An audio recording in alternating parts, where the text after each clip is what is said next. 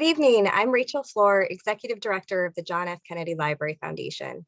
On behalf of all of my library and foundation colleagues, I am delighted to welcome all of you who are watching tonight's program online. Thank you for joining us this evening for this first Kennedy Library Forum of our fall season. To open, I humbly start with a land acknowledgement to recognize the Indigenous tribes of the Pawtucket and Massachusetts peoples of the Wampanoag Tribe Confederation territories, who both past and present and throughout many generations have stewarded the land where the Kennedy Library is today. While a land acknowledgement is not enough, it is an important way to promote Indigenous visibility, and it serves as a reminder that we are on stolen and settled Indigenous land. I invite all of us to contemplate how to better support Indigenous communities and to learn how to honor and take care of the land that each of us inhabits. I would also like to acknowledge the generous support of our underwriters of the Kennedy Library Forums, lead sponsors Bank of America, the Lowell Institute and AT&T, and our media sponsors, the Boston Globe and WBUR. This program is also supported in part by the James M. and Kathleen D. Stone Foundation. We look forward to a lively question and answer period this evening. You'll see full instructions on screen for submitting your questions via email or comments on our YouTube page during the program. We are so grateful to have this timely opportunity to explore constructive communication about climate change this evening. This is a particularly interesting discussion for the Kennedy Library to host, both because addressing climate change is one of the most important challenges we face today, and also because communicating a vision of a hopeful future was at the heart of every success of John F. Kennedy's presidency. And one of the most enduring aspects of President Kennedy's lasting legacy are the words he used to help inspire each of us to solve the problems of our time and to make the world a better place. I'm now honored to introduce tonight's speakers. I'm delighted to extend a warm virtual welcome to the library to Katharine Hayhoe. Dr. Hayhoe is an important scientist who is an atmospheric scientist, very important, whose research focuses on understanding what climate change means for people and the places where we live. She is the chief scientist for the Nature Conservancy and a Horn Distinguished Professor and Endowed Professor of Public Policy and Public Law in the Department of Political Science at Texas Tech University. She also hosts the PBS digital series Global Weirding, currently in its 5th season. She has been named one of Time's 100 most influential people, the United Nations Champion of the Environment, and the World Evangelical Alliance's Climate Ambassador. Her new book is Saving Us, a Climate Scientist's Case for Hope and Healing in a Divided World.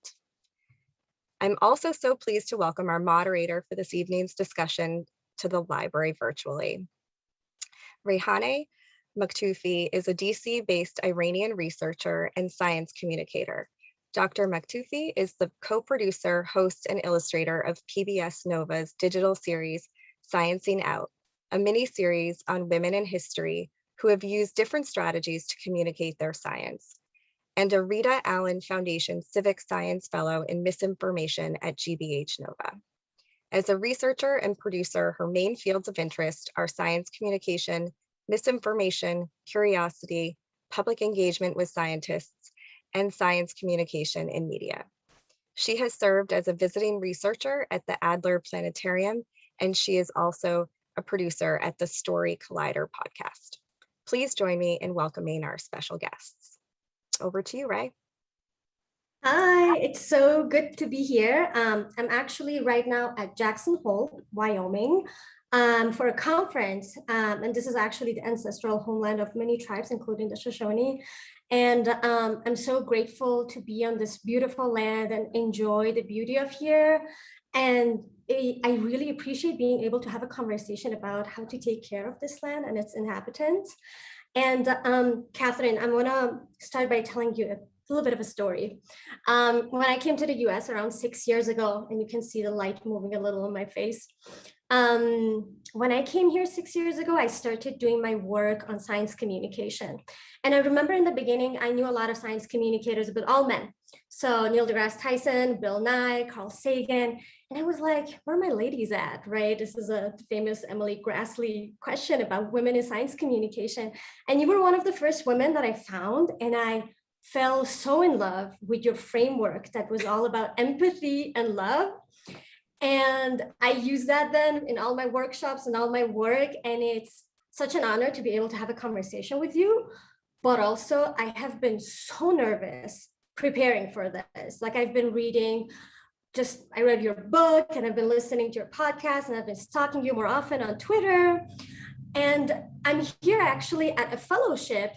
We teach science filmmakers about empathetic communication and how to make films about the land and everything. And I was telling one of the fellows how nervous I am, and that I have this like heist looking conversation map on how to control my conversation with you and where it should go and what I should ask the moment you have a comment. And he said, Ray, pause. In improv and in interviews, we learn that you prepare as much as you can.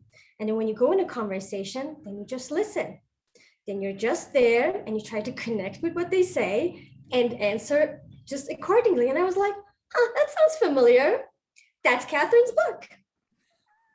So thank you, Katharine, for writing a book that is about climate change, human relationships, how to be in conversations and listen and just exist.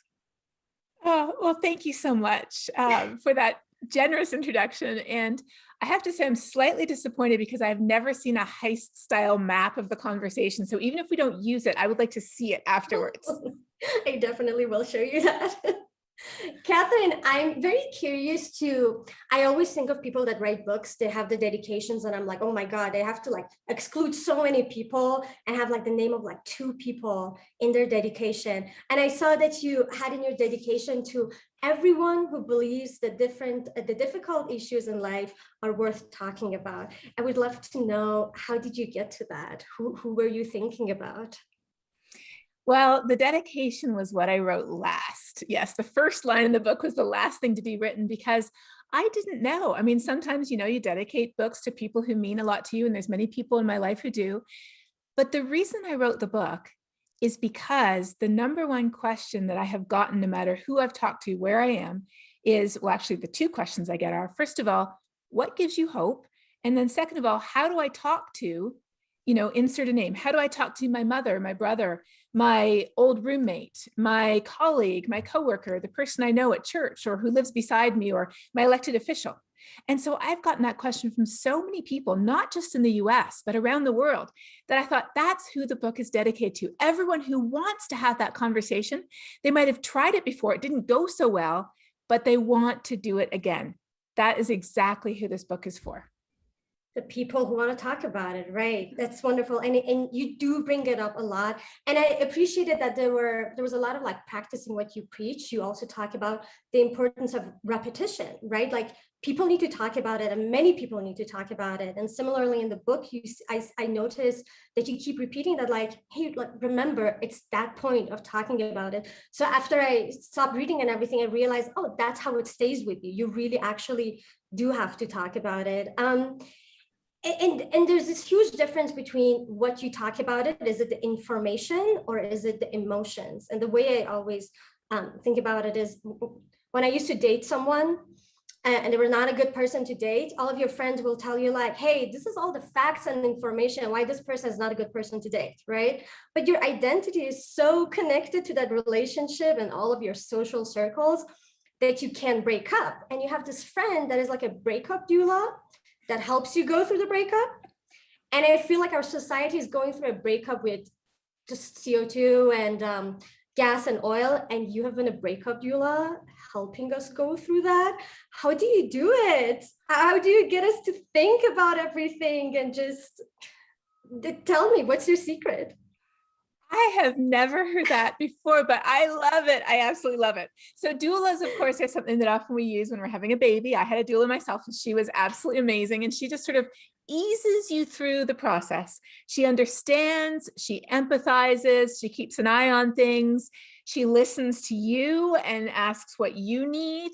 And then just make sure that everything goes well for everyone. And so I love that. Maybe I can change my name on my book. It's like written by the climate doula. So yes, it is more about feelings than it is about facts. And that might sound strange for me to say as a scientist, because I'm all about the facts. That's what I do. And when I first started talking about climate change, that's what I talked about. I talked about the facts, and I can talk about the facts with the best of them. I could go for hours. I could go for days. But what I realized is that while facts are interesting, and often we're very interested to learn facts, especially if they're a little bit surprising, or if they address questions that we had, facts are ultimately not what change our mind. What changes our mind about something is recognizing that it connects directly to something that we hold very dear, not up here, but rather down here. And so beginning the conversation from the heart with what's really important to someone, whatever that is, connecting the dots to how climate change affects it, and then talking about positive, constructive solutions that we can engage in that actually allow us to be an even more genuine expression of who we already are and what we already care about. That's how we can work together to fix this thing. And it really is about us working together. It's not about saving the planet.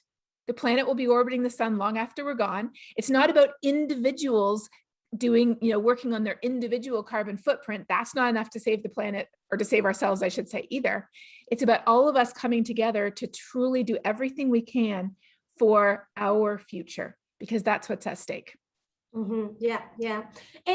And I do think sometimes, especially in science communication community, we've learned that, okay, the deficit model of communication is a thing. People are not going to change their mind with information, but it's also that information is not enough, right? It's not that it's useless. It's just that it's not enough. And when you talk about your message, you always say, when you're having a conversation and someone might make a wrong statement or ask a question, you want to have a short, tiny, like a mini statement in the beginning, then you jump into the emotions. What are your thoughts on that? What is that for? Is it to say like, hey, I'm addressing this, or is it so that you can come back to it? I'm curious to hear a little about that too. And generally when information does work.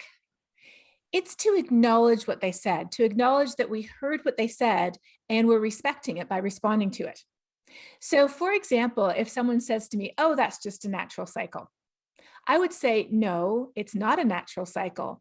And that's a good question. Scientists have looked at it, and that's how we know that according to natural cycles, we'd be getting cooler right now, not warmer. But do not ever stop there, because then they might say it's volcanoes. Do not ever stop there. Transition immediately into a way that climate change is affecting something they would care about and a solution that they would agree with. So often we can begin conversations with something we agree on. I actually recommend against beginning conversations with something that we immediately disagree on. It's really difficult to turn those conversations into something positive. But if we begin talking about something that we share, we might enjoy the same activity. We might both be parents. We live in the same place. We love visiting the same place. We both might be working in the business world or in education or in healthcare. Whatever it is, figure out and identify something that you share with them. And if you don't know, just have a conversation. Have a conversation, ask them questions about themselves and listen to what they say. And 9 times out of 10, we're able to identify that commonality that we can say, oh, did you know? That's always good, a surprising fact. Did you know? Oh, they fish. Well, did you know that the salmon season is really getting dicey because the water's so warm and the salmon aren't able to spawn properly, and it's too, and did you know then that, and then have a really positive solution of something that's happening in that area that people are doing to promote clean energy, to help wildlife adapt. Personal solutions. I love talking about what I do myself. I like talking about what people are doing where I live in Texas.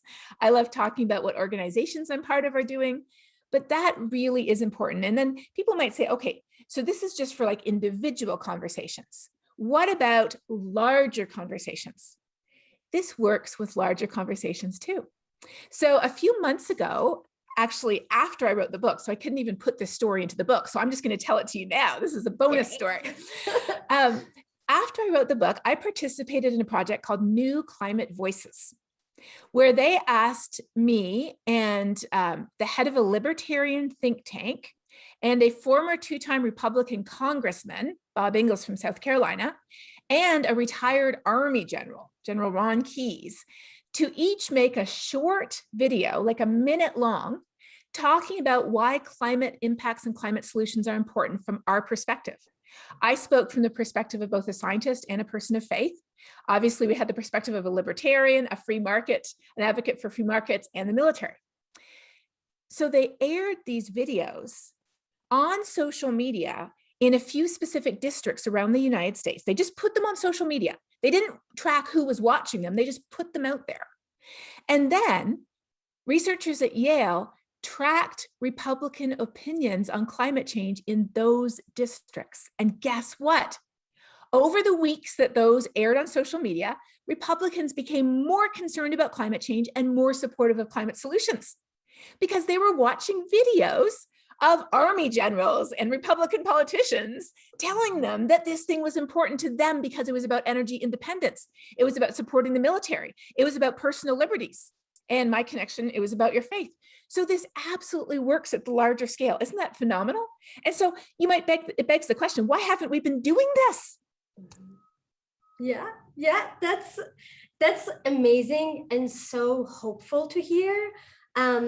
I'm at this filmmaking conference. One of the people that was talking yesterday, so his name is Doug Smith, and he's a wolf biologist and a ranger at Yellowstone. And there's this conflict about like hunting wolves, and they're trying to bring back the wolves. And his whole point is that, listen, like I cannot just go say, hey, I'm a hippie and don't kill all the wolves. That I can't do that. I have to go see these people. Some of them are cowboys, and I connected them, and he just looks like Sam Elliott. So I think like that already like really helps that it connects. And he tells them like, listen, I have to accept the fact that I'm not against hunting wolves. I'm against killing the wolves outside the park, but I will tell you what are the consequences. And I think just being able to like show in the beginning that I'm not judging you, I'm already connecting with you. And he says like he has a lot of conversations in bars to just figure out what they want. And that connects a lot to what you say. And what surprised me, you even found ways to talk to like fossil fuel industry people. And I was like, whoa, Katharine, like, how do you go to the extent to found those mutual grounds? Is there like a game in the house where you practice and someone is like George Washington and you're like, connect with that, and like Reese Witherspoon, and then you practice another mutual ground or something you have with her? How do you do that? Is it years of practice? Well, there's definitely brainstorming involved. In fact, just yesterday over lunch, my husband was saying, you know, he's a big golfer. He was saying, I have never read anything in any of my golf magazines about climate change. Why aren't you doing things for golfers? And so I said, okay, well, what would we do for golfers? Like, what would we talk about? And so we sat there over our whole lunch break and we started to brainstorm, if you were going to say things, you know, about climate change for golfers, what would you do? And so we looked at a bunch of different things and sort of circled onto this. In some places that are very popular golf destinations, like Phoenix, Arizona, it is already so hot there in the summer that you literally cannot be outside physically. You physically cannot be outside in the middle of the day. In fact, they've even changed the opening times for some of the parks in Phoenix so people can go after it gets dark because it's so hot. And so he said, wouldn't it be interesting if you could somehow find out how golf attendance sort of drops when it's too hot. And then you could even do projections of how many more days we're going to have over that temperature in the future. And you could show how much money golf courses are going to start losing if we don't do something about climate change. And that would really connect directly with the bottom line, wouldn't it? So just sort of when you sit and you talk about it, and I'm not a big golfer, so I had to talk with him and sort of get his ideas, like, what have you noticed? What makes it difficult to golf? What do you really enjoy? What do you hate about it? And then when he started to share that, I was like, oh, you hate it when it's really hot. Well, there we go. We were able to connect the dots. So a few years ago, I was invited to speak to the board of a large fossil fuel company, not a multinational corporation, but one of the really big ones that we have here in Texas. And my policy is, I don't think I'm the right person to have a conversation with everybody because I don't share something with everybody. I mean, we are all humans living on this planet, yes, but for some people that's not enough. And so I didn't know what to say when they invited me because I felt very strongly that I couldn't go unless I could genuinely begin the conversation with something that I truly agreed with them on. Not something that I was just saying, but something that I really, really meant. So I thought about it and I thought about it. And then one day, and I think it might have been while I was unloading the dishwasher, this occurred to me. I am genuinely and profoundly grateful for all the advances that have come with the Industrial Revolution, which was powered by fossil fuels. So if we were women living 200 or 300 years ago, I mean, obviously no dishwasher, no refrigerator, no electricity, no washing machine, our lives would be an endless drudgery. They would be very short. I'm very sure I would have died at an early age from medical complications because, you know, we haven't had the advances in medicine without the Industrial Revolution. And then, of course, I appreciate being able to travel. I appreciate transportation. I appreciate so much of modern life. And we wouldn't have that without fossil fuels. So that's how I began with them. And it was amazing because you could see, you know, the person who invited me was an alumni from our university, and you could see everybody else was sort of sitting here like this. Like, we know you, so we're going to give you a pass on this one, but don't do this to us again. But when I started talking, I could see people sort of like leaning forward. And one man said to me sort of disbelievingly, "You get it. We're not the bad guys. People need energy, and we provide that energy, and we provide many good jobs for people locally." And I said, "You're right. If we pulled the plug today," and here in Texas, we actually had that experiment last February with the horrible ice storm. If we pulled the plug on everything today, that would be more suffering right now than is being caused by climate change. But that doesn't mean that we should continue the same way we've always been doing it, because we don't use Model T Fords anymore. We don't use party line telephones anymore. We don't have giant computers the size of your house anymore. We all have that exact same computer or stronger in a tiny little phone we carry in our hands. And so in the same way, it's time to move on from the old, outdated, and now we know very dirty and polluting sources of energy that we've been using in the past, with gratitude for what they've brought us, but with recognition that just as you do with a baby, you move on from formula and cereal to solid food. And it doesn't mean that there was anything wrong with the cereal you were feeding the baby. It was good for them at that stage, and that's all they had. But now we can move on to something better. And so we ended up having an amazing conversation about what they were doing, what they were genuinely worried about what they thought the future looked like. And I'm not an expert in that. So I said to them, "What do you think you could be doing in 10 years? How could you change your business operations and still provide jobs and meet your bottom line, but contribute to the clean energy economy?" So that was just the beginning. And of course, I'm just one person. And that conversation had to be picked up by other people in the company, by other people in the industry, by other people who might be shareholders, by other people who might be family members of people who work there. Each of us operates within various spheres of influence. And within every one of those spheres, no matter who we are, we can use our voices to make a change. Wow, there's so much to unpack in this story, and I'm like, woo, I'm gonna ask you a bunch of questions about all of that. Something that you always avoid doing is judgment, and from the stories that I've been reading, I think it's two reasons. One was that you might be wrong. Like, we judge people and we think that, oh, this person is a climate change denier who's going to probably act in a way that is very climate change denier-y. And then you get to know them and you're like, oh, this person is living way more sustainable than other people. In language, they might be different. In heart, we're doing the same thing.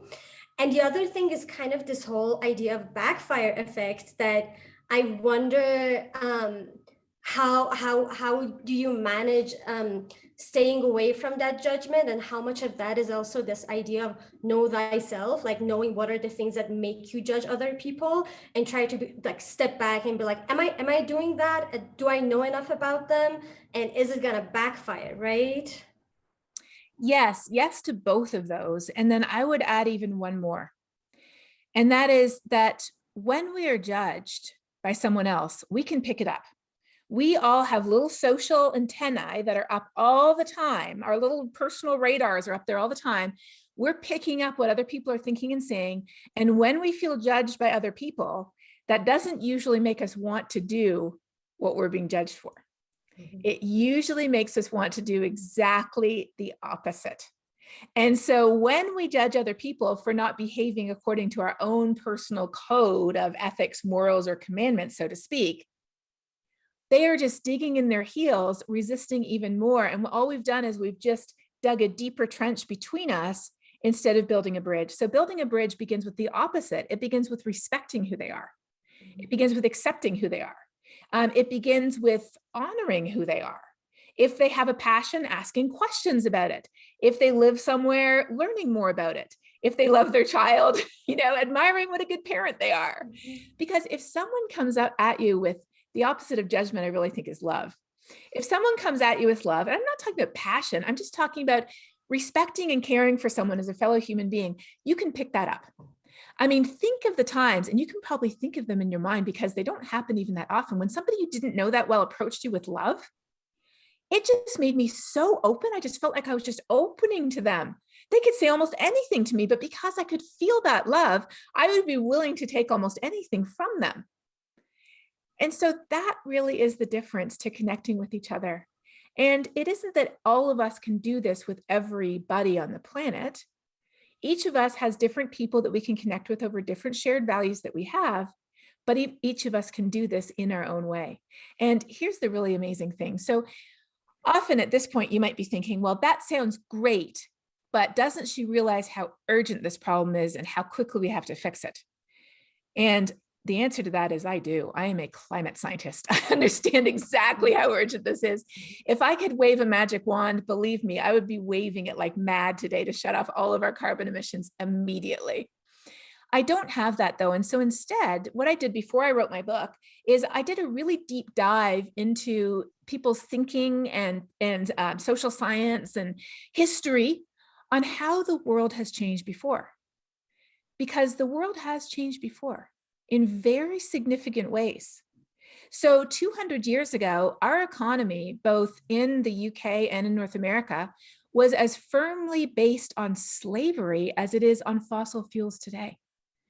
The concept that it was somehow socially acceptable to own another human being and to profit off their labor.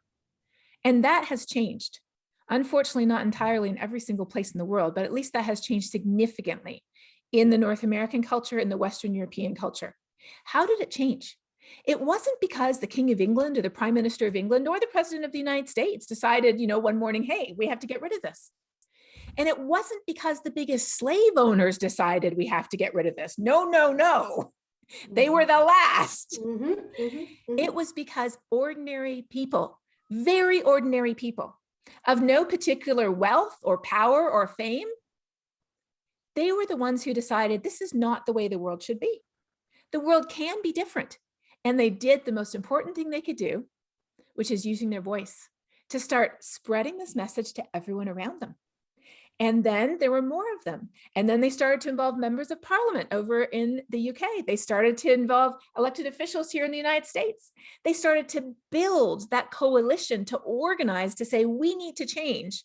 And the biggest offenders were the ones who were dragged kicking and screaming to that change.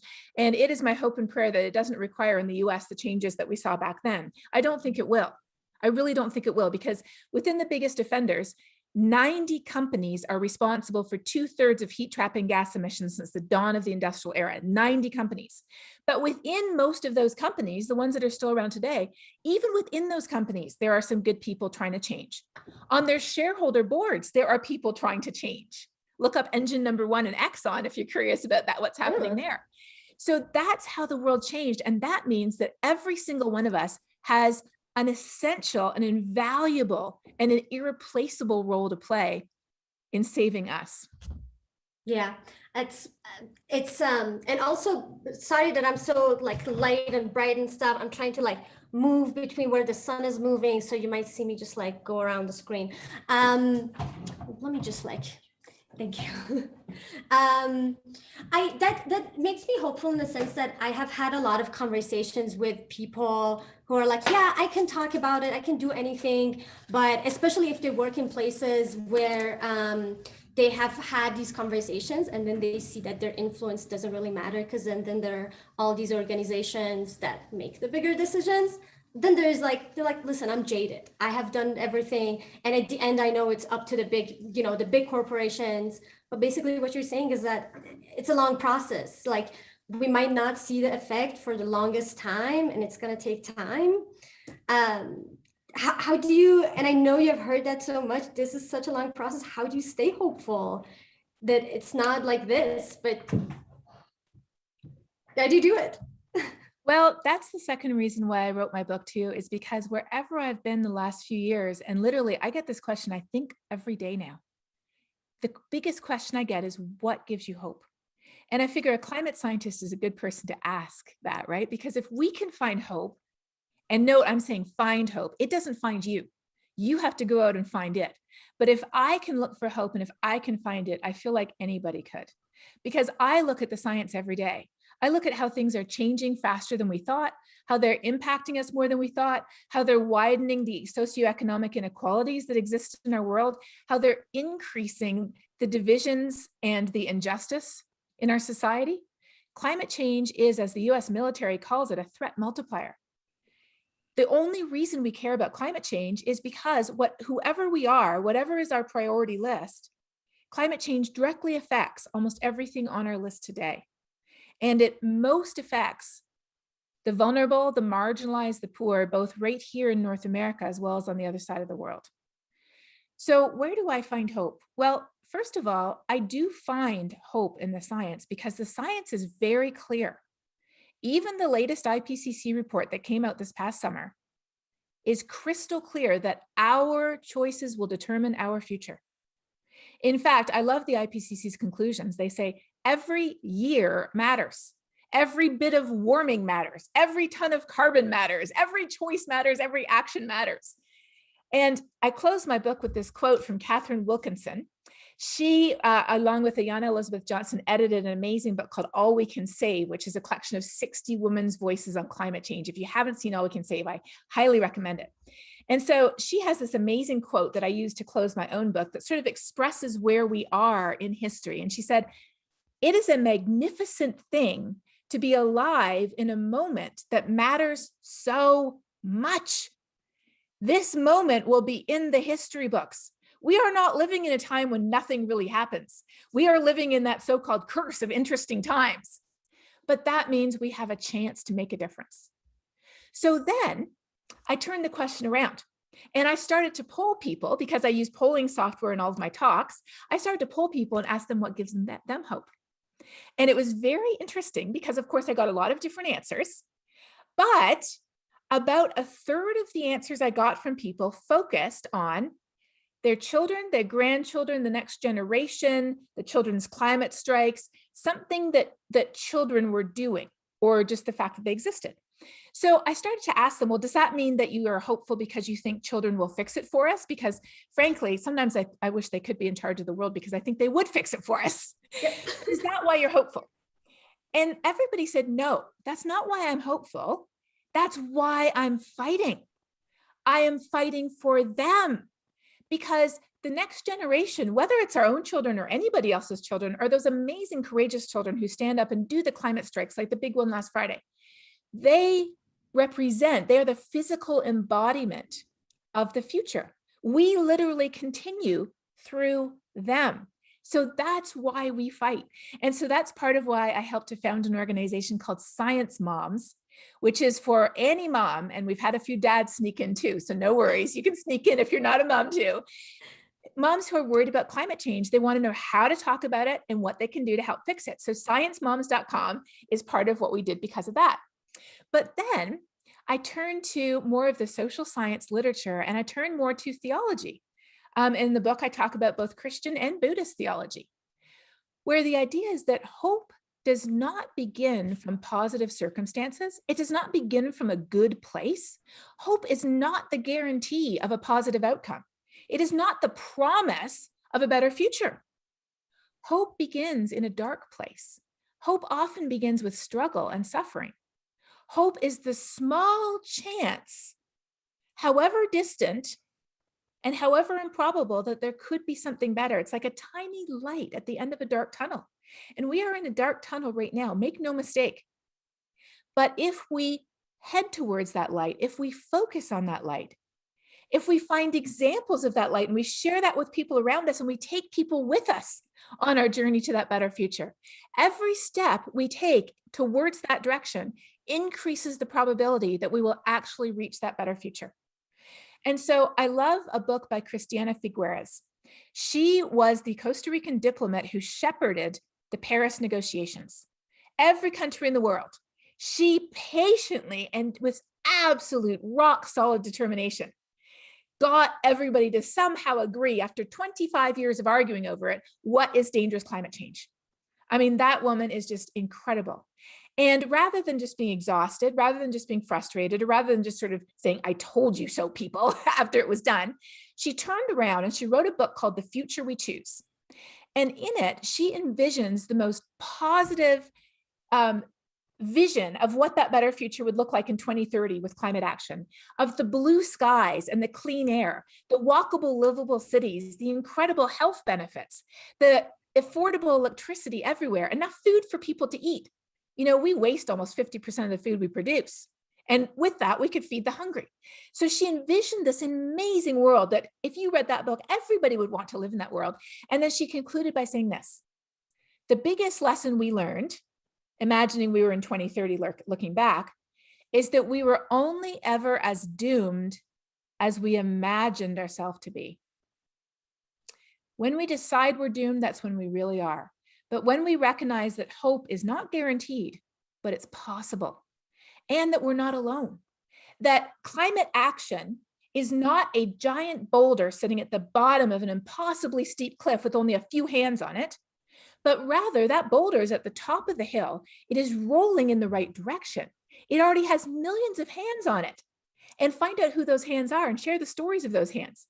It just needs more hands on it to get it going faster. Don't you want to add your hand to that boulder too? Catherine, the only thing that I could follow after that is how this makes me think of the Lord of the Rings, right? It's like this story of extreme disappointment and horribleness and a thing that you can't do nothing about. And I remember you referenced being absurdly hopeful.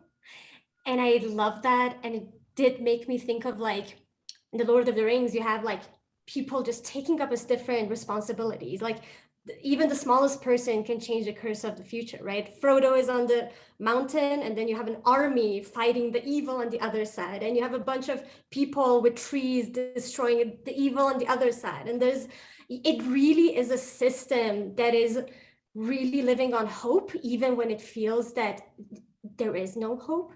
But at the same time, we have people like Gandalf, like Katharine Hayhoe, who come in and they're like, let me show you what it could be, right? Let me show you how beautiful it could be. Let me remind you of those small beauties. Let me see this cute little firework here.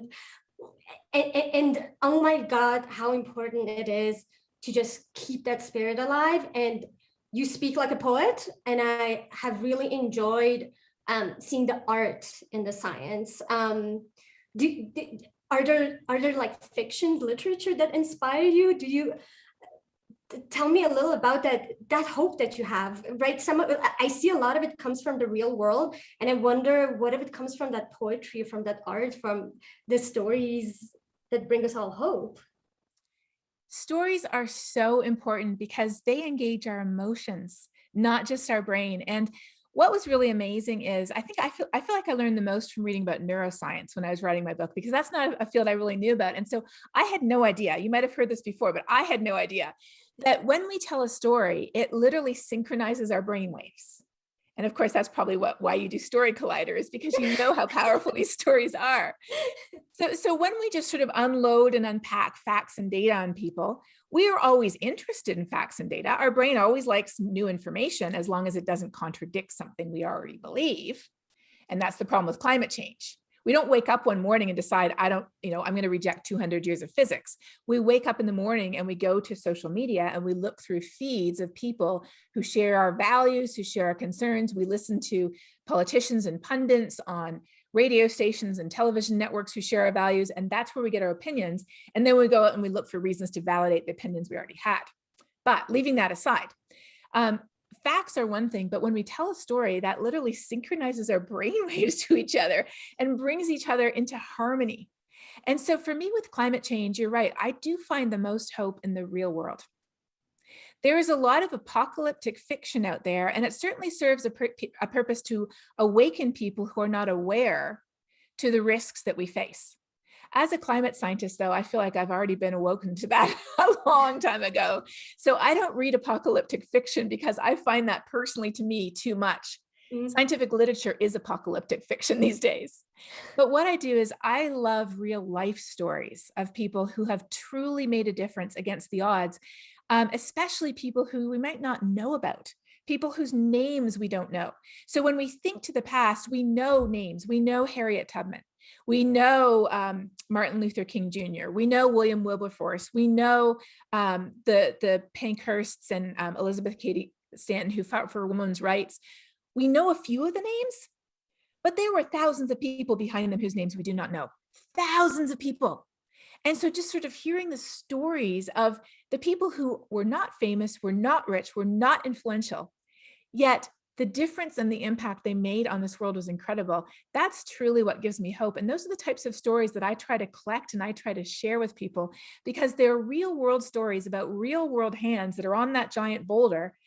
And when we realize how many hands there are, again, that's what makes us feel like, well, I think I could probably add mine. And, if it's already going downhill in the right direction, if I add my hand, it might go just a tiny bit faster. Whereas if I add my hand to that boulder that's sitting at the bottom of the hill, not moving, it's not going to move. So why am I even bothering to add my hand? It's a completely different picture. Mm-hmm. Mm-hmm. Yeah, and I think we also, a lot of us who are not in climate science, like we don't have a lot of these interactions. Sometimes we see the beginning of some of these stories, like it's like planting that seed, and we don't see what happens at the end. But I think you had the opportunity to see a lot of them play out too, and see how people change. I wonder if you could share with us one of those stories where you felt very hopeful or very filled with awe or joy, and really take us with you to feel that all those climate hope feelings with you. Sure. So as you'll know, as I talk about in the book, our individual lifestyle choices are not enough to fix this problem. In fact, as a scientist, I have literally sat down and calculated it. I've calculated that if everybody who is alarmed or concerned in the US, which is 55% of us are alarmed or concerned, and actually if you add in anybody who says they're concerned at all, we're at 70%. That's good news, 70% are concerned. But even if living in this system that we live in, we did everything we could to cut our personal carbon footprint, that wouldn't even be a quarter of the problem, not even a quarter. Because like I said, 90 companies, 2/3 of the problem. So I talk about that in the book, but then I say, so are individual choices, irrelevant? No, because they enable us to live out our values, and who doesn't want to do that? Right? It changes who we are, and it gives us amazing things that we can talk about with other people. And the biggest power of individual choices is how contagious they are, literally contagious. They've even calculated that the number one predictor of whether there's going to be solar panels on a house is whether there's another home within about a mile that has them. It's literally contagious. So for a long time, I followed this literature and I really wanted solar panels, but we're not super wealthy. We really couldn't afford them even with the tax rebate. And so it was something that we talked about. We sort of thought in the future, we'll get the solar panels. We have the hybrid car now, we'll get the EV later. We're doing what we can and we'll get. So then just before Christmas, a couple of years ago, actually just before I did my Story Collider with you, and Story Collider is where scientists tell stories of their life. So just before that, I got a call from a credit reporting agency saying that somebody had called my credit report. I was like, oh no, stolen identity. And my husband and I share all our financial, our banking and our credit cards. So I called him, I said, we've been hacked, cancel everything. And he said, oh no, it's okay. I said, what do you mean it's okay? It's not okay. And he's like, no, it's okay. I have it covered. I was like, what do you mean you have it covered? He's like, I know what it is. What is it? It's a secret. I was like, a secret? And he's like, yes, it's only 2 weeks till Christmas. It's a secret. I can't tell you.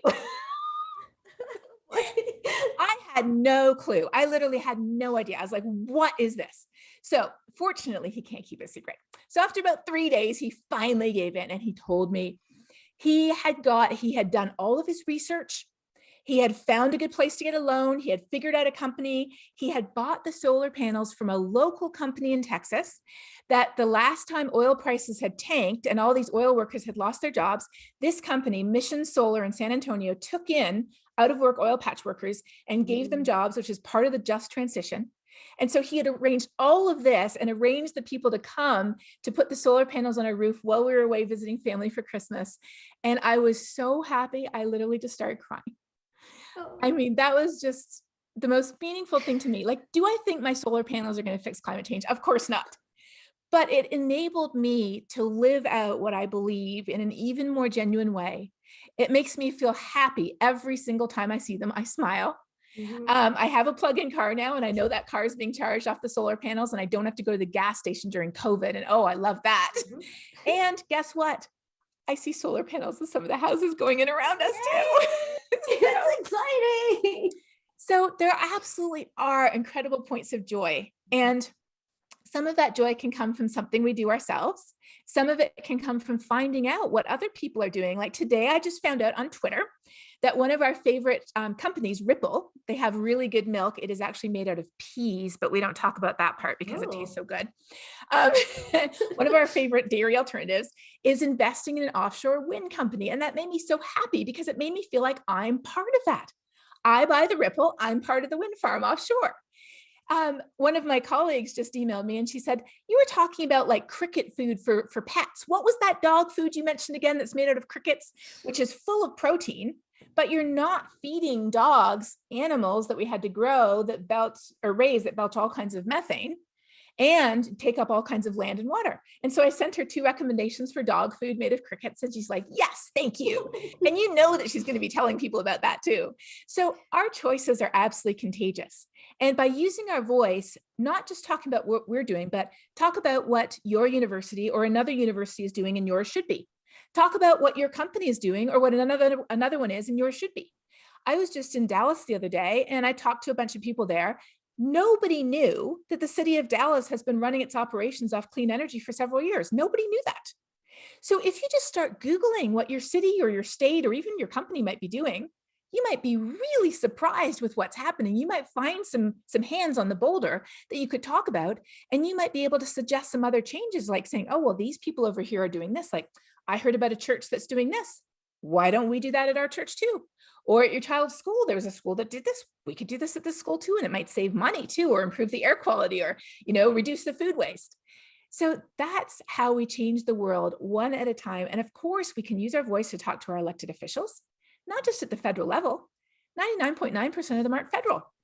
States and cities can move a lot quicker, and they can have big impacts. I mean, look at the economy of California or Texas. They're equivalent to a medium-sized country. So change really is possible. And too often we get fixated on the president as being the only person who can affect change. And of course, the more responsibility someone has, the more change they can affect. But it's not up to the presidents and prime ministers and CEOs by themselves. In fact, history shows that they follow rather than leading. Wow, I can see that. Yeah. And you talk about a lot of solutions, and in the book, you're also making the discussion, the argument that these solutions can even turn us into a more just society. I think of Rebecca from Ted Lasso saying there is sometimes advantage and disadvantage, right? And I'm like, and I think of equitable solutions, and in a way, how can we design a future where these solutions are coming in, but also they're equitably distributed in a way that if I want to purchase something that contributes to making climate change better, I can afford it. I have the ability to do it. And you have some amazing stories too, but is there something we can do to make sure that these solutions are equitable? So climate change disproportionately affects, again, the poorest and most vulnerable people right here, as well as in Africa and Southeast Asia. It affects us all, but it affects them more. So just as an example, the 3.5 billion poorest people in the world have produced 7% of the heat trapping gases that are causing climate change. Yet since the 1960s, climate change has already increased the economic gap between the richest and poorest countries in the world by as much as 25%, primarily by making the poor poorer. When the power goes out in Texas due to the ice storm, because the natural gas power plants were not required to winterize, everybody loses power. We lost power. Many neighborhoods lost power. But which neighborhoods suffered the most, which could not afford a generator or to go somewhere else or didn't have homes that were well insulated, which did not get power back on for days or even weeks? The low income neighborhoods. That was who. And one of my students was a social worker who was visiting these neighborhoods during the ice storm. And the stories she told me would just bring tears to your eyes. I was like, how can I help? What can I do? I mean, we don't even know the suffering that is going on right under our noses right here. It is not something that's far away. It's literally here where we live. And climate change is making it worse. Here's the flip side though.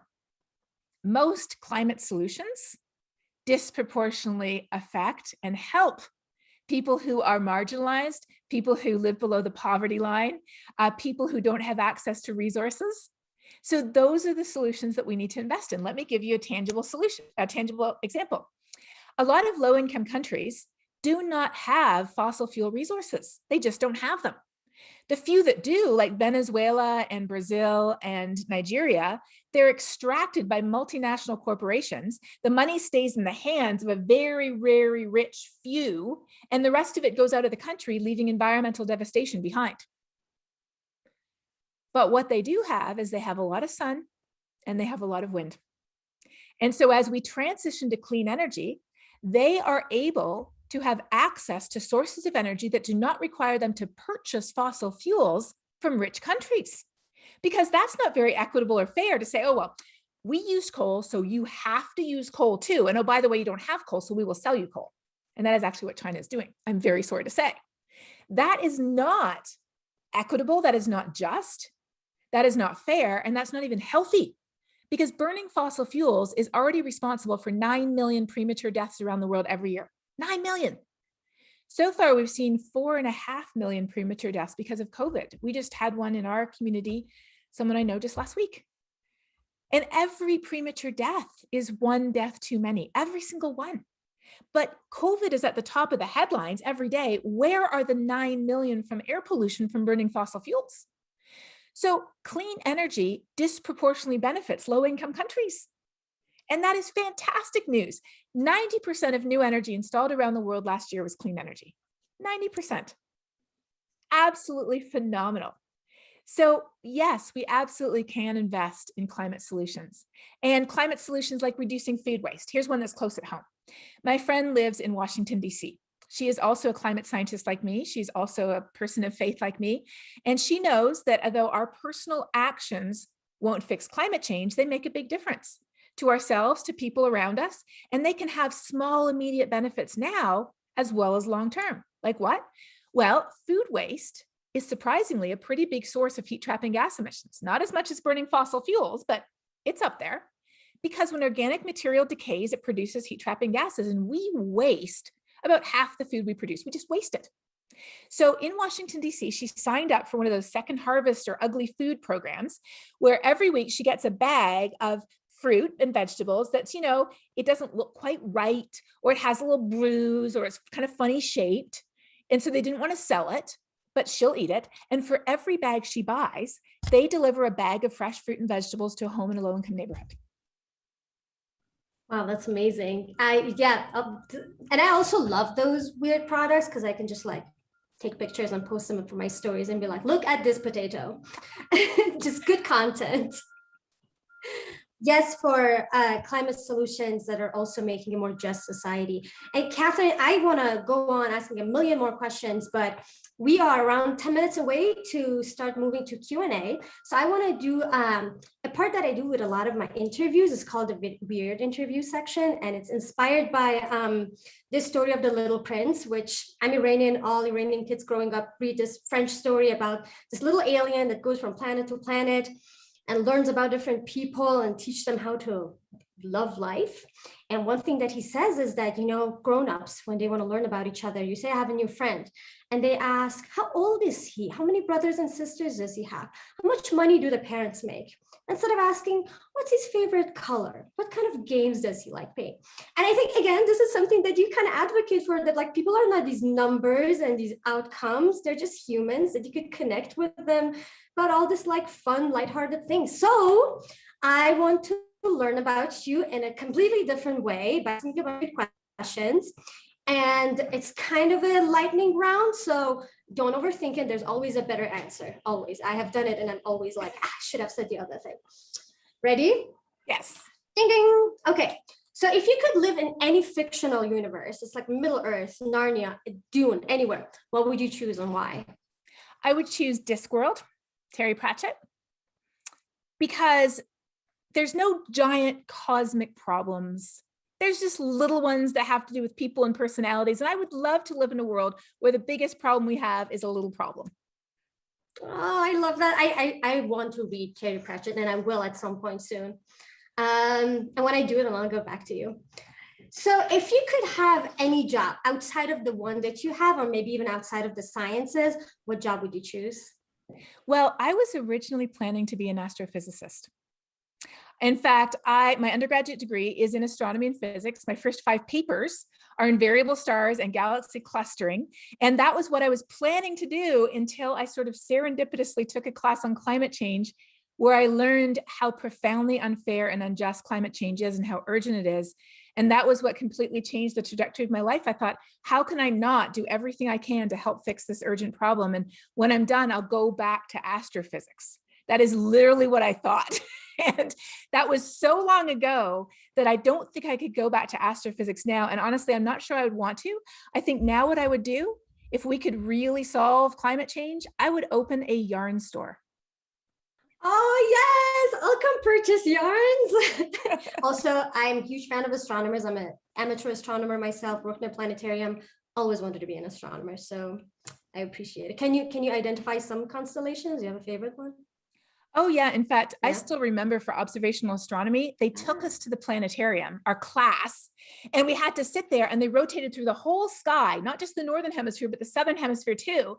And we had to identify all of these stars, nebula, clusters, galaxies. It was like one of the hardest tests you can imagine. Wow. Yeah. So you know your night sky really well. Okay. If I do. get lost, I want to get lost with you so that you can be like, right, north, let's go this way. I can do it. Well, and what I would say, my favorite constellation, so I'm from Canada and I spend all of my summers outdoors up north. And so for me, summer and Canada is the Big Dipper right overhead. It's just the brightest thing in the sky. It points right to the North Star. And that to me is home. Love it, love it, love it, love it. Yes, yes, for the Big Dipper. So if you could talk to anyone living about climate change, life, movies, anything, who would you choose? You could have lunch with them. Well, I feel very fortunate that I've been able to talk to so many people that I would have put on that list already.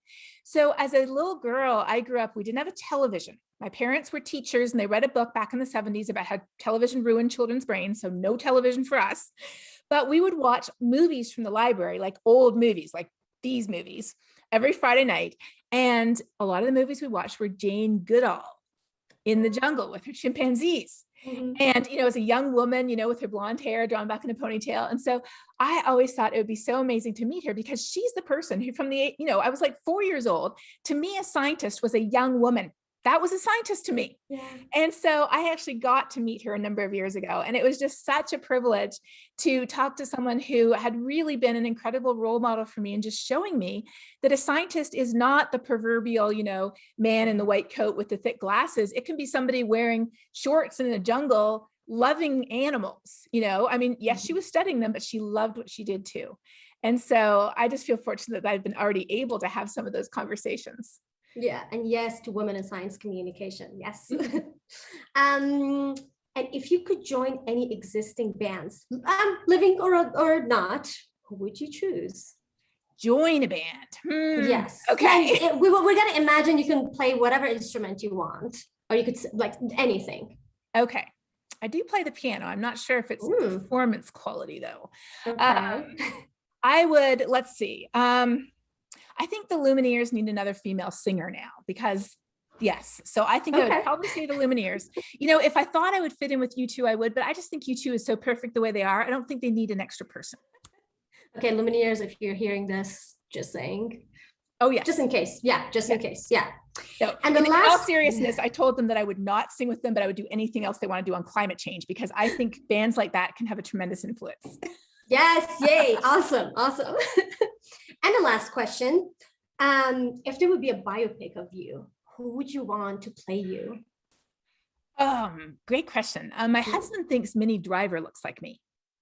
Oh my God, I don't know who that is. Oh, she's actually If I see her, I'll probably know. If I see her, I'll probably will. know. Okay. Yes. Okay.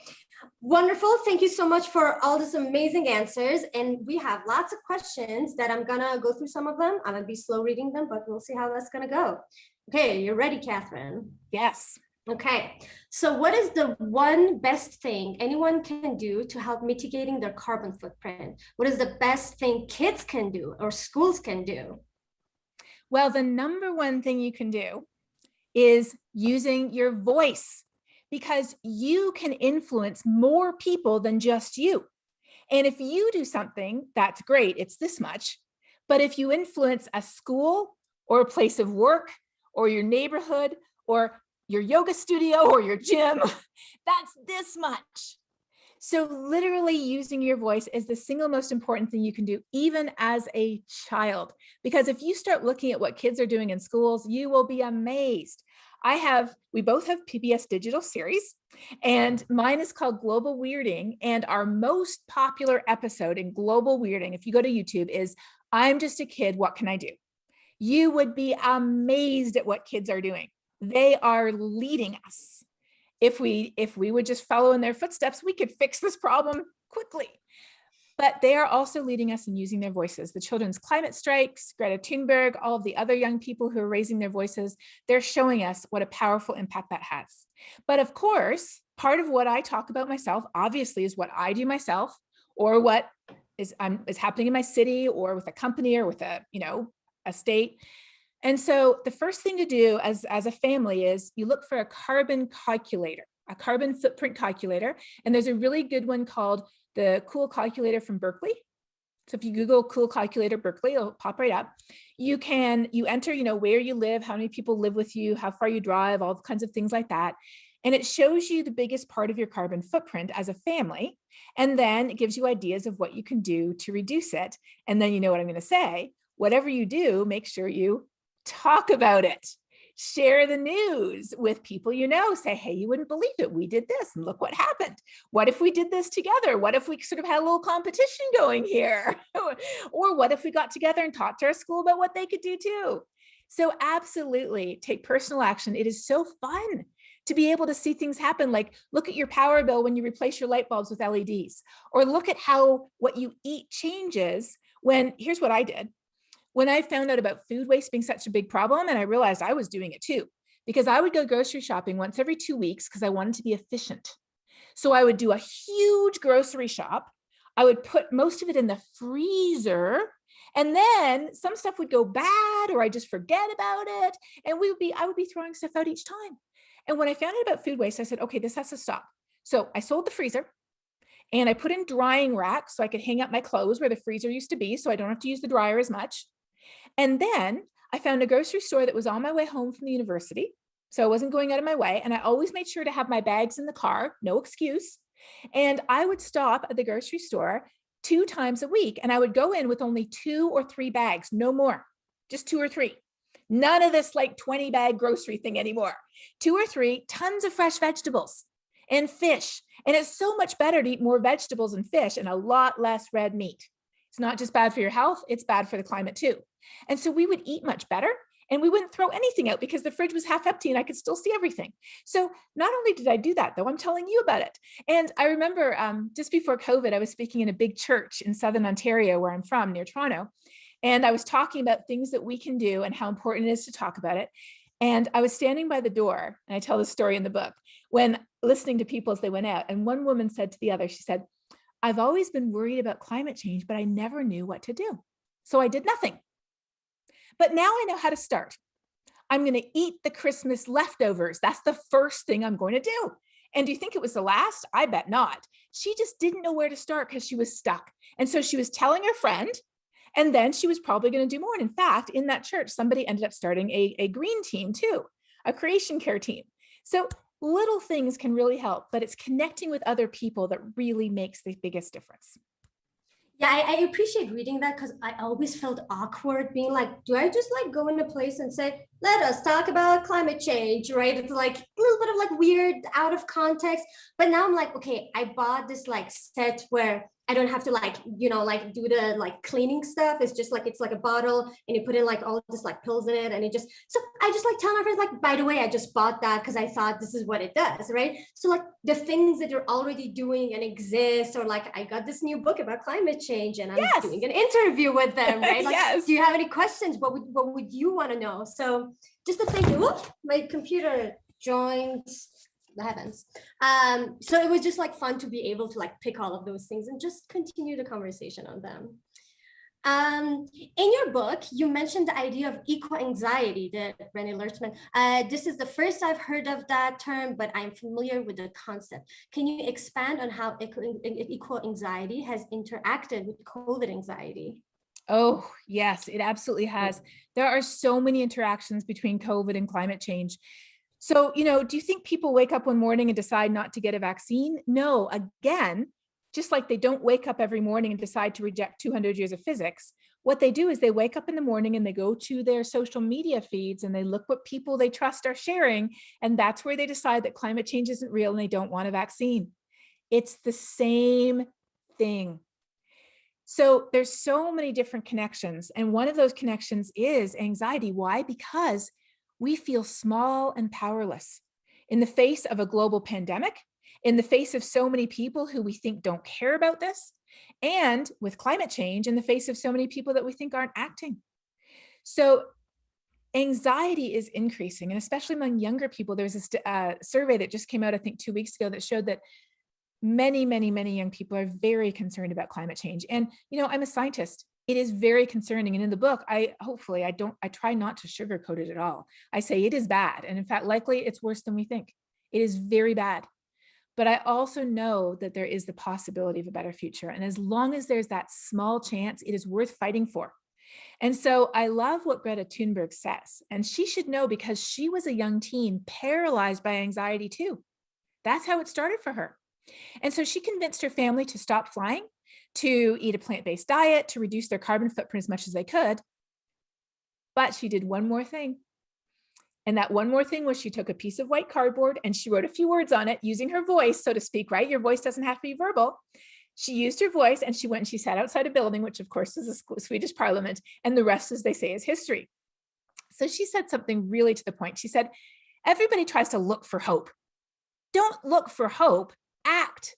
Because once you act, hope is everywhere. You are surrounded by people who are acting. And when you're low, they can bring you up. And when they're low, you can bring them up. That's why we are intended, we're designed, we humans are community people. That's who we are. That's why we developed, language to talk to each other, to share stories with each other. That is the history of who we are as humans, as people who work together in community, who share stories with each other, who lift and encourage each other up when they need a hand, and then they do that in turn to us. And so as people concerned about climate change, don't wait for hope to find you. Go out and act. Find an organization in your area or online that shares your values. There are organizations for winter athletes, protect our winters. There are organizations for moms, like Science Moms or the Moms Clean Air Force. There are organizations for people of faith. There's a great organization called Arasha that is doing a book study on my book right now in the Christian community. There are political lobbying organizations like Citizens Climate Lobby. They have chapters all around the whole US and Canada and beyond. Whoever you are, there are groups that share your values, and you can find them in your community or online. Join them. Find out about what they're doing. Ask how you can help. Share their information and their messaging. They'll give you really awesome stories to tell, like you said, that you can tell to your friends. You don't have to just, walk up and be like, let's talk about climate change, and everybody sort of runs. No, you're like, hey, did you know? You wouldn't believe what I learned. I just found this out. I thought this was so interesting. I bet you'd like to know it too. Or I heard something really bad. I'll tell you about this, but I'll also tell you about something good.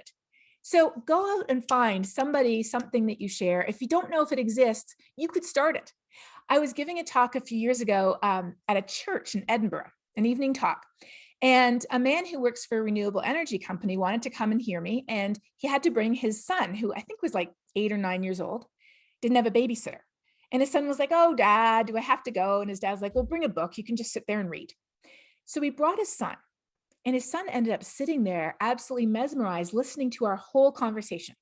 It was me and it was a professional mediator And it was a human ecologist, someone who studies how humans interact with their environment.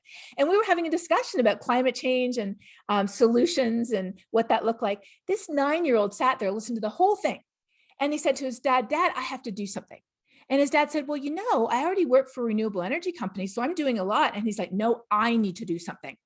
I am going to start a club at my school, because you would not believe how often they don't turn off the lights. They put recycling in the garbage. They do, they don't, eat all their food. They're doing all these terrible things. I'm going to start a club." So this 9-year-old starts a club at his school. And every day he came home, his dad said, he told me about this many months later, just full of joy. "Miss Harris put something in the wrong can, and I told her she had to take it out." "And you wouldn't believe they left the lights on in the gym, and we caught them and we told them." And the joy of knowing that he's making a difference, because he is, and he's doing it with his friends. They're all doing it together, and they're influencing everybody else in their school, including their teachers. If that doesn't show us that anybody can make a change, I don't know what does. I do wish they were in charge. Yes. I do wish they were in charge. There's some things that for me are like completely technical questions. Can we run clean coal?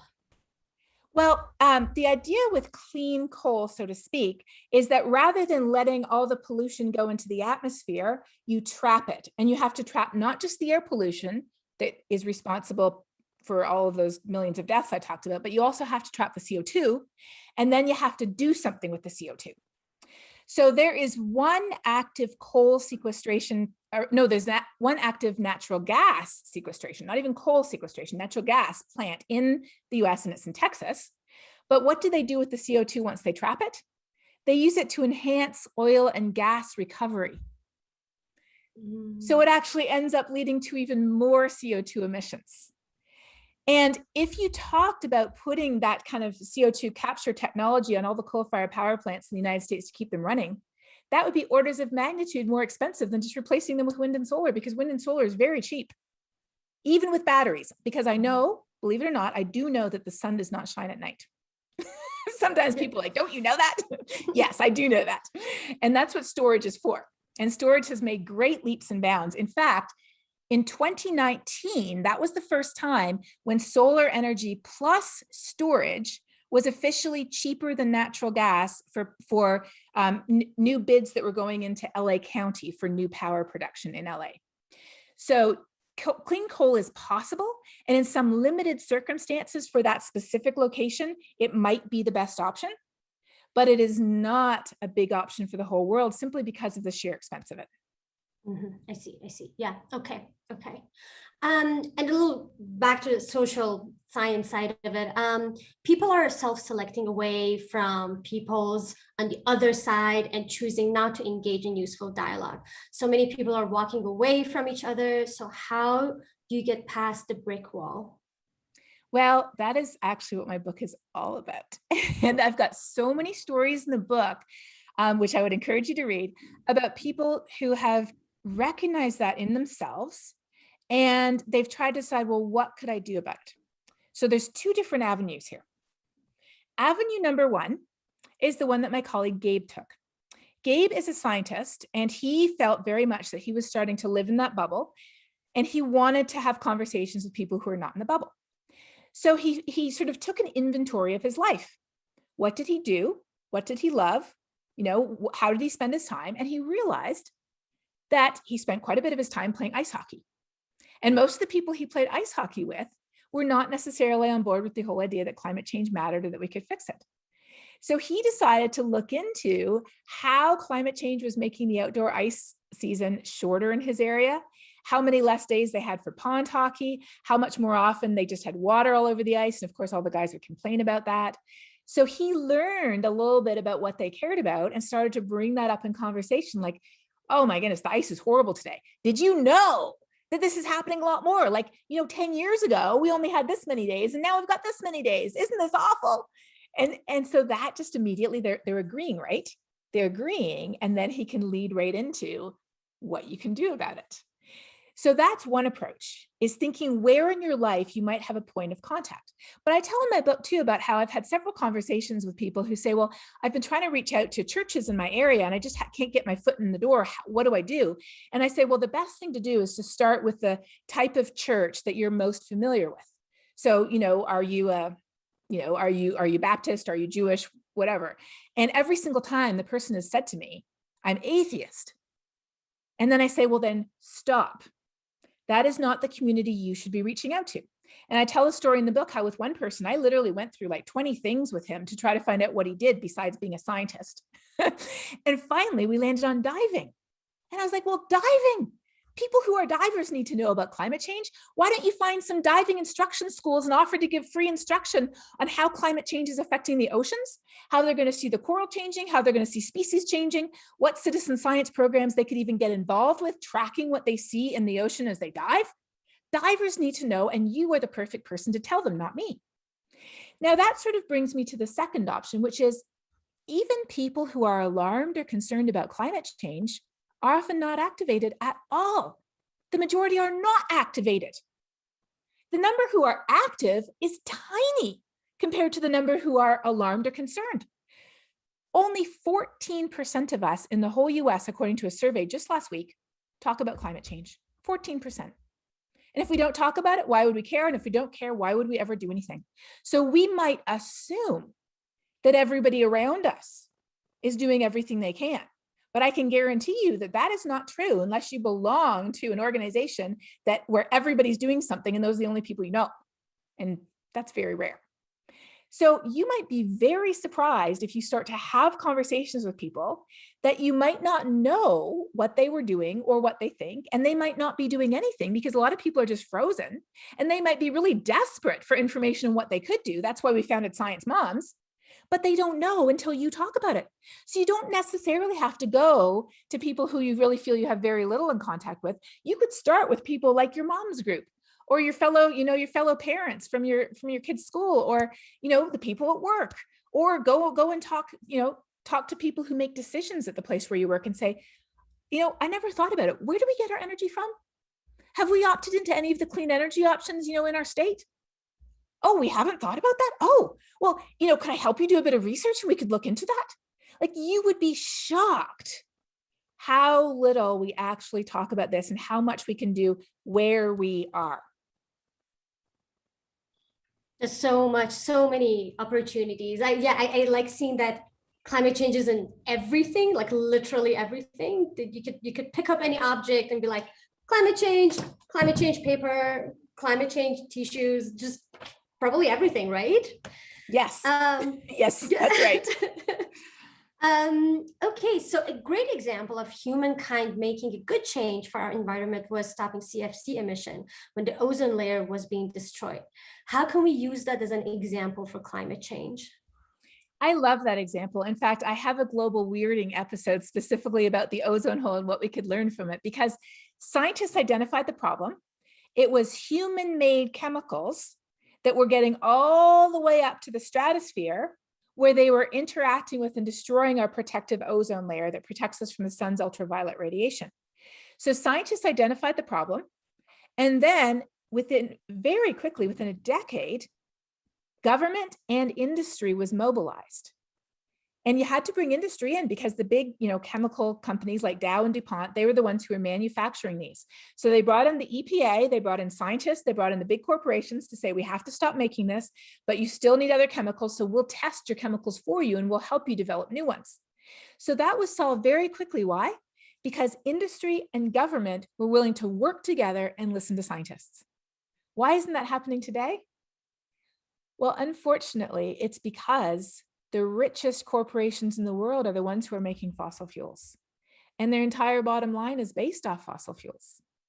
And they have decided that they would rather invest money in harassing and attacking climate scientists, including me, in muddying the waters, in buying politicians, to maintain our dependence on fossil fuels as long as we can. And if you want to know more about that, there's a really, really good book and a documentary called Merchants of Doubt. Watch it. You will be stunned by the deliberate and enormous magnitude of the efforts taken to muddy the waters. Where do you think climate denial came from? Back in the 1990s, you would ask a Republican and a Democrat what they thought about climate change. They would say the same thing. The same thing. Where did denial come from? It was manufactured by those who have the most to gain from keeping us using fossil fuels as long as possible. So honestly, industry made a choice. They made a choice that we are not going to listen to our own scientists, because they knew. They had scientists inside their organizations in the 1970s publishing this stuff. They said, we are not going to listen to them. We're not going to work with the government. We are going to do our own thing. And that's why we ended up in such a different place. But that's why it is so important that every one of us use what we have, which is our voice. Because again, that is the way the world has changed in the past. Yeah, I've been, as a social scientist, it's horrifying for me that I was watching something and an ad came up about gas and oil. And I was like, oh my God, it sounds like they took like a million social science classes, because their marketing and the framing is so on point with people's identities and values and ideologies. And I was like, this is horrifying. So yes, lots of. Yes, well, that's exactly, remember that Yale study I was talking about where we had the videos from the Army general and the Republican congressman? So that works, and they have the money and the smarts to have been doing it for 30 years. We have not done it because, first of all, we climate scientists don't have the money. And second of all, we don't have the social science smarts either. We are not PR experts. We have no idea that there's such thing as messaging and framing. We do now. And I talk about that quite a bit in the book. Yes. Yes. But there is a science to communication, and they know that, and they have been using it for decades. And it is possible to change people's minds. But we have to begin, like you just said, with the identities people already have, with the values they already have. We have to begin with the subtext of, you are a good person. You are a moral and an ethical person. You care about things deeply. And because of who you already are, I know that you already care about climate change. And if you don't think you do, it's simply because you have not connected the dots between how climate change is affecting everything that you already care about. And you're such a good example for today. Yeah. Building on that identity to make you even a better person with the same identity rather than change that away, which is something that you also talk about in your book. So you touch on this topic in your book. Can you expand on how choice paralysis impacts the everyday person's ability to address climate change? It sounds like a lot of people have already read the book. This is fantastic. Yes, we often get paralyzed. And I talk about this in the book because it's like, okay, so I tried to do this, but then I found out that it actually does that. And then I found out that it actually does this. And then before you know it, it's like, I'm screwed anyways. I already have a child. I already live far away from my family, so I have to fly to see them. I already live someplace where there's no public transportation. I'm just like, might as well eat, drink, be merry, for tomorrow we die, because I can't live a perfect life anyways. And so, of course, the analogy to that is you don't have to be a saint to be a person of faith. The abolitionists wore cotton. They didn't run around naked in the streets. Well, they were arguing against slavery. And of course, where'd the cotton come from? So the goal, my goal, all of our goal is not personal purity, and it is not even changing people's lifestyles. My goal is to inspire people to change the world. That is my goal. And along the way, our lifestyles will change. Along the way, our perspectives might change. Along the way, our health is going to improve. The quality of our air and water is going to improve. Our society will become more equitable and more just. Our energy will be more affordable. Our world will be more secure. All of these amazing things will happen. But this is not about personal lifestyle choices. This is about changing the world. Wonderful. And I think this might be one of the last questions. And I know we heard some amazing stories, but what is your favorite hopeful story about climate change? Oh, there's so many hopeful stories. And you know what? I hear so many new good ones every day. I almost feel like I have to write another full book full of it. So I'm going to, let's see. I think probably my personal favorite story, because it's so funny as well as so hopeful, is John's dad. Yes. So my colleague, John Cook, is from Australia, and he has a dad, like many of us do.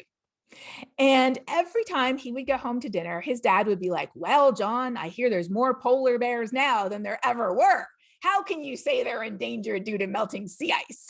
And so John, being a good scientist, would go out and find all the information about polar bear populations and bring it home to his dad. And then his dad would be like, well, John, I heard one volcanic eruption is more than all humans anyways. And so John became so concerned about this that he went back to university. He got a PhD in cognitive psychology. He became a global expert in debunking misinformation. He has an incredible YouTube channel called Cranky Uncle. Cranky Uncle. He does COVID debunking. He does vaccine debunking. He does climate science debunking. He created the Skeptical Science website that organizes 198 sciencey sounding zombie myths about climate change and full answers to all of it. And as I talk about in the book, did that change his father's mind? No, exactly. It did not. Why? Because it wasn't about facts. It was about his dad's identity. His dad was a fiscal conservative, and in Australia, climate change is just as polarized as here in the US. And his tribe, his people, they didn't agree with climate change. But then there was a rebate on solar panels in the rural area where his dad lived. So John helped his dad crunch the numbers and found out that his dad would save a ton of money.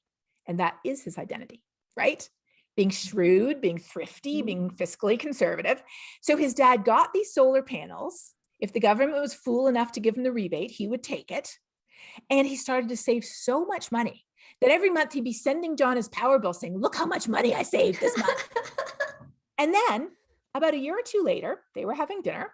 And in the course of conversation, his dad said, oh, global warming. I've always thought that was real. And John said he almost fell off his chair. He said he felt like he was living in some type of surreal experiment. His dad had not only changed his mind, he had forgotten that he ever denied it in the first place. Why?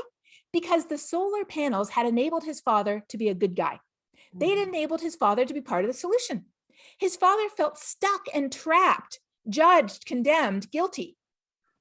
Even himself, even if nobody was saying it to him, he felt it deep inside. In the book, I talk about how I was talking to a farmer here about his crops, and out of nowhere, he said, I have to drive a truck. I'm a farmer. And I was like, who said anything about a truck? But it was his own guilt speaking. So the panels enabled John's dad to be part of the solution, and that was what changed his mind. I just love that story so much because it shows that we go with the facts and then the impacts and then the solutions. What if we start with the solutions? Sometimes everything else just falls into place behind it. Yeah, and I love this story also because I think as like a science communication researchers and everything, there are people that I talk to and I can't change their mind. And I feel this major guilt that, oh boy, like I should be able to. And then you're like, no, there's some people that you just can't. And you talk about them. Please do read the book. There's like a lot of information about that. But Katharine, there's never enough time to ask all the questions and talk to you and everything. I would not be a good Iranian if I don't finish with a poetic reference. Rumi, our famous Iranian poet, which the world loves, before becoming a poet, he was actually a scholar, kind of an academic. And he would just like go give all these talks, like know all these books by heart, give all the facts and data and everything. And everyone were like, oh, this guy's really smart. And then he gets like a mentor who tells him, dude, like you need fire in your words. Like these words, they go away. Like these are flowers you plant in the soil and then they die. You should plant flowers inside people's hearts and then they're just gonna live forever. So with his mentorship, Rumi becomes a poet that we know and love. And one of my favorite lines is آتش است این بانگ نای نیست باد. هر کسی این آتش ندارد نیست باد. This sound, this voice that is coming out of my throat, this is not wind, this is fire. And whoever doesn't have that fire, may they perish. And this fire, every time he refers to, is the fire of love. And I think what you're saying, what a lot of people, my favorite science communicators are saying, is that these words, these numbers, they don't mean anything if it's not with love. And if it's not with love, we're just destined to perish. So thank you so much for being here. Thank you so much for everything that you have been doing. Thank you so much from the audience who have been here with their wonderful questions. And It's always wonderful to have a community. And with that, I'm just gonna, yay. Thank you so Thank much. you. Your questions have been amazing. That is such a good way to end. All of us have that voice, and let that voice not be the wind, let it be the fire. Expressing our passion, expressing our motivation, and most of all, expressing our love. Every single one of us has someone, something, somewhere that we love. And whatever that is, whoever that is what we are fighting for our better world. We all have that. And that's why we're all the perfect person to care. So thank you so much. Please check out my book. Sounds like many people already have done that. And if you have more, follow me on social media. I'm on Facebook and Twitter and Instagram, and I just joined TikTok with my cat last week, 2 days Dr. ago. Evil for the win. Yes. And so I'm always answering questions for people. So if you have a burning question, you can find me somewhere, and chances are I will be able to answer it. And if I don't, just ask again. And I would love to see you. And please use your voice, if you can, to even spread the word about the book, because there's so many good stories in there that you can start with. You can be like, wow, you wouldn't believe what I read. I heard this. Did you know that? So interesting. So hopefully this will help all of us use our voice. And together, I truly believe that we can save not the world, but us. Thank you.